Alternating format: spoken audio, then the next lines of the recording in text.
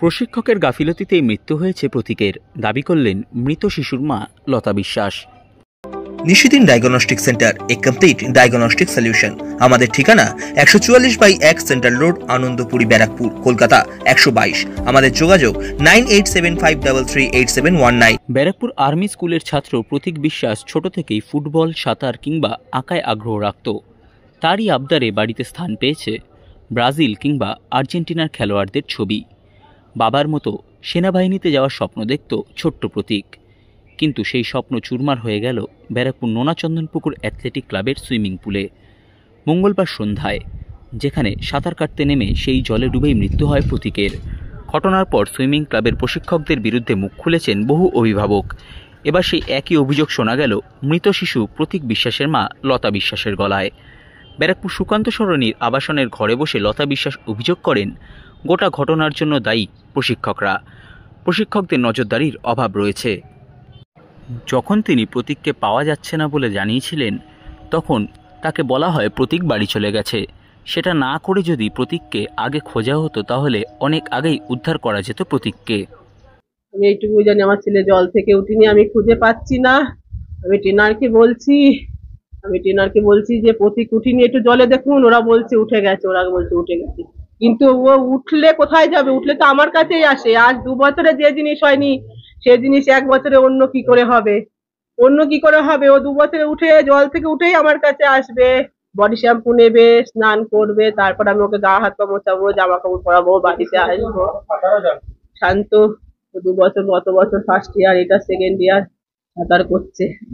তো কি করে কি হলো? না, ওর কোনো রোগ নেই, কিছু নেই, না না না, কম্পিটিশন না, ফার্স্ট ইয়ার, প্রথমবার। অবশ্যই নজরদারি অভাব ছিল, না হলে এটা কি করে হবে? জলের মধ্যে তো আমি ছিলাম না, আমি তো পাড়েই বসেছিলাম।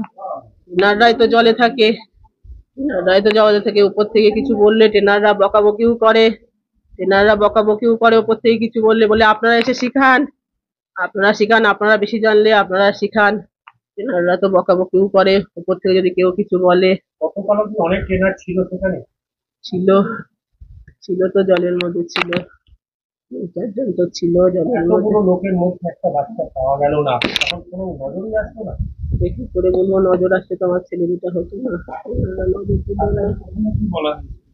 আমি তো খুঁজে পাচ্ছি না বলে তো ট্রেনারকে বললাম, স্যার প্রতীক তো জল থেকে উঠে গেছে। না স্যার ওঠেনি, আমি শাওয়ার খুঁজে আসলাম, পার্কে দেখুন বাড়ি চলে গেছে। আচ্ছা না, ও জল থেকে উঠে আমার কাছে আসে, আপনি একটু জলে নামুন, বলছে না না উঠে গেছে। আর কনক ম্যাম বলে বাড়ি চলে গেছে। আমি আমার ছেলেকে ফোন করে বললাম, বাবা বাড়ি গেছে? বললো না, বাড়ি আসেনি। ও জলের মধ্যেই ওদের গাফিলতি করলো, আমার বলার সঙ্গে সঙ্গে ওরা যদি জলে নামতো, আমার ছেলেটা বেঁচে যেত।